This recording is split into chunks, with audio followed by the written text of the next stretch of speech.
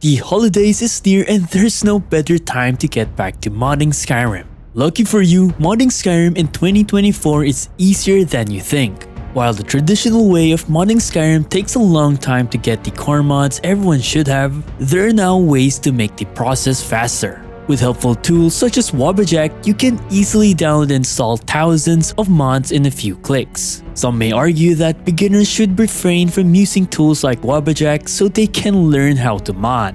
However, not everyone has the time to do so. Either way, you'll still be getting the same mods. Worst case, you'd even miss a few important mods doing it the traditional way. So, for today's video, I'll be guiding you on your modding journey. Whether you're new or a returning veteran, I'll do my best to help you understand all the basics and updated fundamentals of modding. You know what they say, work smarter, not harder. In case you still don't have Skyrim or looking to buy other games, well, Instant Gaming is the #1 place to get discounted games for PC and consoles. And right now, the biggest sale event is happening. From November 29th to December 2, Instant Gaming will be having new and amazing Black Friday deals. From Skyrim, Cyberpunk 2077, to even Spider-Man Miles Morales. So if you're interested, be sure to use my link down below. This is an affiliate link which does not cost you any more, but it helps the channel out. Let's start with the foundations. Because of Wabbajack, we can easily have the foundation mods that every Modlist needs to have, such as bug fixes, tools, and a lot more already installed. As you may know, Wabbajack consists of different types of Modlist, from graphics-only Modlist to even a complete overhaul of Skyrim. But today, we'll be using Althros DevTools Modlist as our base. This is basically vanilla Skyrim just with the bug fixes, important mods, and tools.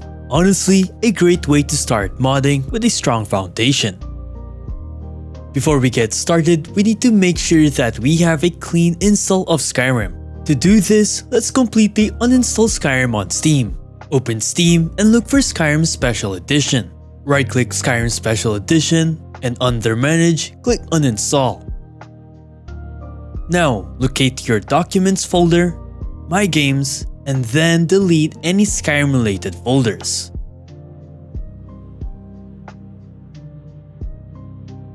For the last step, hit your Windows plus R key and then type app data. Open local, find Skyrim Special Edition and delete the folder.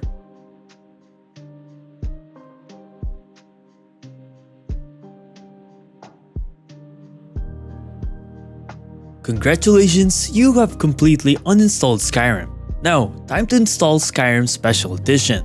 Open Steam, find Skyrim Special Edition and press install.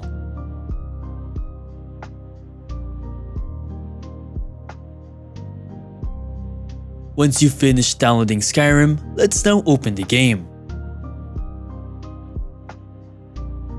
In the main menu, you'll then be asked to download the Creation Club files.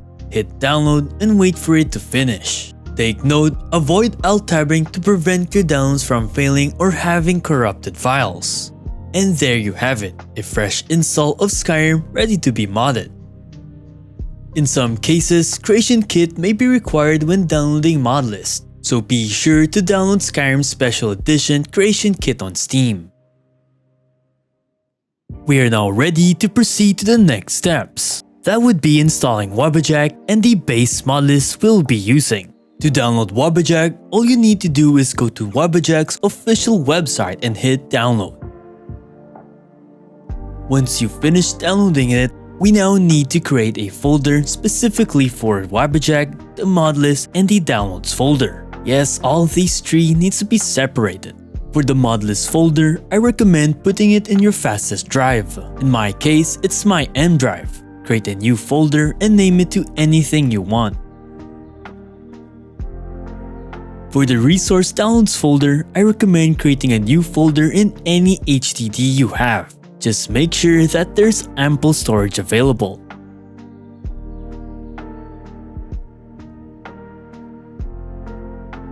And lastly, create a new folder for Wabbajack.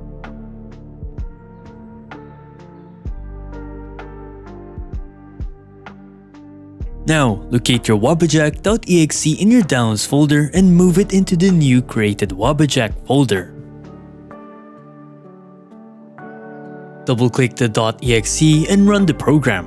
Wabbajack will then install its files in the folder you place it in. Once that finishes up, click the gear icon on the top right and log into your Nexus Mods account. After doing that, let's go back to the main menu. You'll see 3 options: Browse, Install, and Create. Click on Browse and at the top corner under Games, change it to Skyrim Special Edition.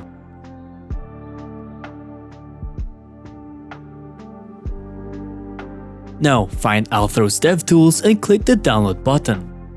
Once the download's done, click the play icon. Now, in the Modlist installation location, find the Modlist folder you created earlier. This is where the mod organizer and other tools will be stored.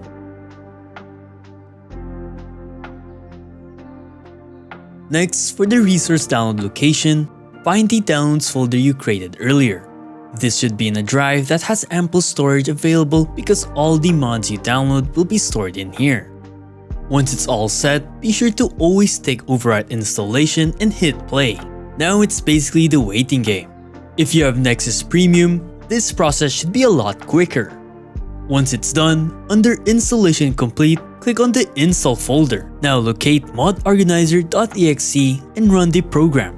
And that's it! You've successfully installed a mod list and now you're ready to mod Skyrim.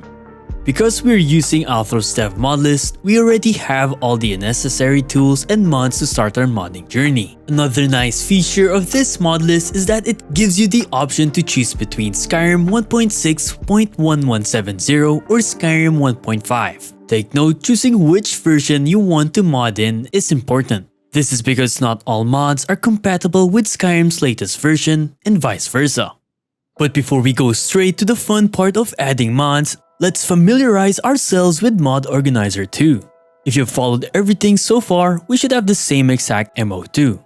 Okay, so on the left side, we'll call this section Mod Order or Left Panel, whatever you prefer. This is where your mods will go to once you've installed one. This is also the place where you will enable or disable the mods you downloaded.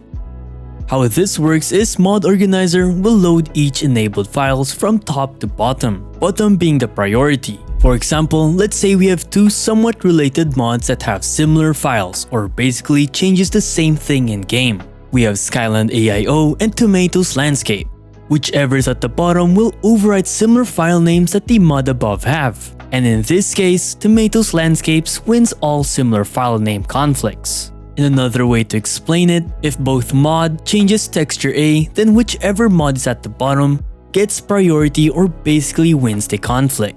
You might wonder why would you even have Skyland AIO and Tomatoes Landscape installed at the same time when they will just conflict one another. One of the reasons why people do this is because Skyland's AIO has retextured other objects aside from landscapes, while Tomatoes Landscape only overhauls landscapes. So in this case, Tomatoes Landscapes will only override files that are similar to the files or retexture it covers. This is why having mods like Skyland AIO is a nice space to have. Moving on, the right panel have different tabs to choose from. The Plugins tab shows any .esl, .esp, or .esm plugins from your enabled mods. So if a mod on the left panel has a .esp, .esl, or .esm and is enabled, it'll then be shown here.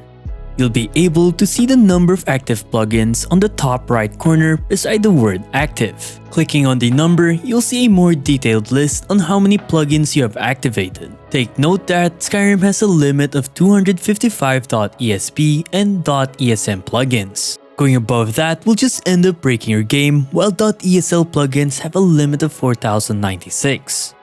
Moving on, we have the Archives tab, which you don't really need to mind unless you're trying to extract .psa files. The Data tab, the Saves tab, pretty self-explanatory, and then your Downloads folder where your mods will be stored in.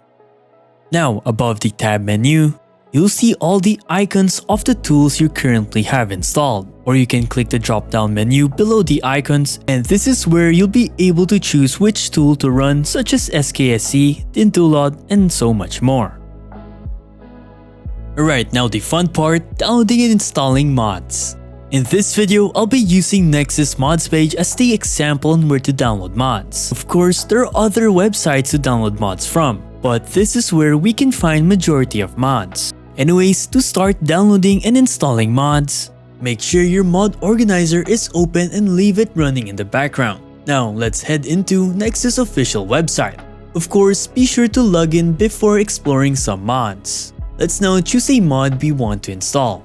And for the sake of this video, I'll be grabbing Better Grabbing. First things first, check for any requirements and thoroughly read the mod page. Once you've done that, click the Files tab and click Mod Manager Download. An alert should appear and just press Open NXM Link Proxy. Now back in your MO2, it should now be downloading the mod. And once the download is finished, we can now proceed to install the mod. All you gotta do is now double click the mod file and click OK. Now that the mod is in the mod order, we can now simply activate it by ticking the box. Now, in case the mod does not have a mod manager download option, all you gotta do is click manual download and the download should start. Once that's done, locate the downloaded mod and simply drag and drop into your mod organizer's download panel. Install the mod like usual and enable it in the mod order panel. That's basically it. Take note that if a mod has a .esl or .esp, be sure to check the plugins tab on the right panel that the plugin is enabled. There are some cases that it would be disabled, eventually making it not work in-game. Alright, now you know the basics of modding, it's now time for the tips and tricks that I have gathered so far from personal experience.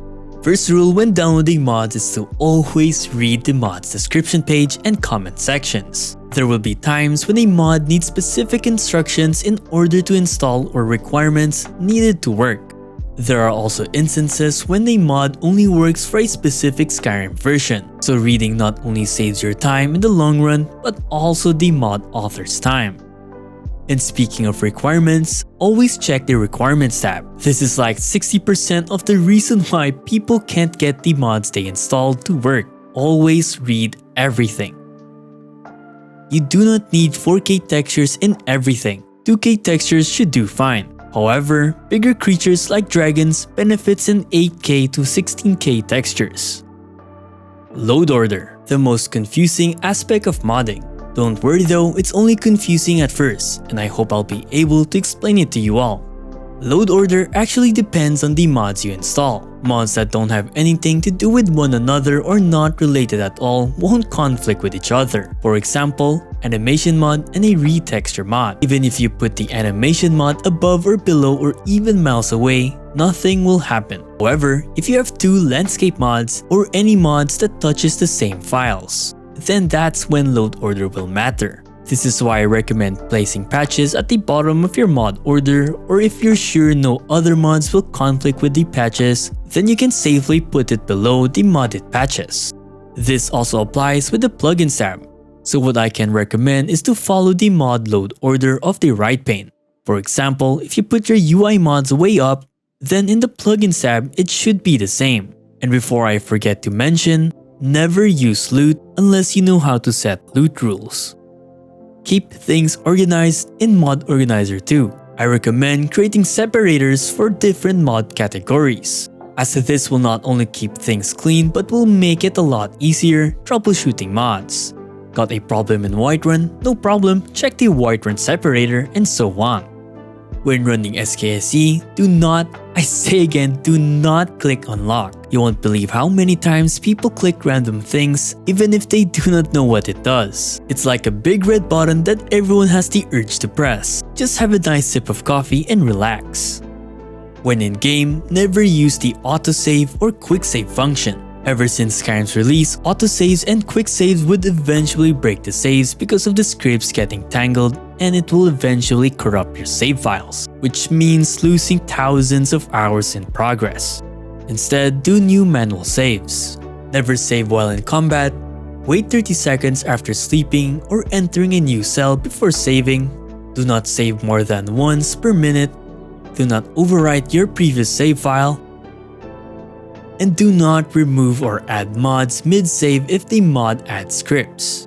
I personally save every 5 minutes or before I start a quest in case things bugs out. Be very patient. Part of modding Skyrim alone is experiencing crashes here and there. And lastly, don't forget to have fun. You'll probably end up modding more than playing, so it's nice to remind yourself to just stop at a certain point from looking at mods and just play. Of course, don't stop watching my videos. And that's it. Congratulations, you'll now have a better understanding on how to mod Skyrim and fully immerse yourself in the community. Like everything else, it takes time to learn things, and with trial and error, you'll eventually get used to it. I hope this video was useful to you, and if it was, be sure to leave a like, comment a tip if you have one, and subscribe to the channel for more. Thanks for all your support, and stay safe as always. Happy modding!